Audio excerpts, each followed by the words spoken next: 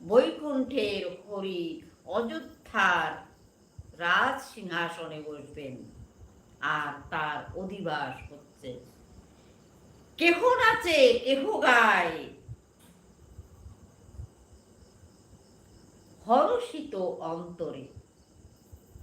গুনগুন করে গান গায়, কিন্তু গুনগুন গান ছাড়াও কেউ জোরে জোরে গায়, কেউ নাচে, কেউ গায়। যার যেমন ইচ্ছা সে তেমনি ভাবে করছে। যেমন আমরা হরিবোলার মতুয়া ভাইয়েরা দেখেন, মতুয়া মায়েরা দেখেন, যেমন যে বাজাতে পারে, যেমন যে নাচতে পারে, এতে কোনো বাধা নেই।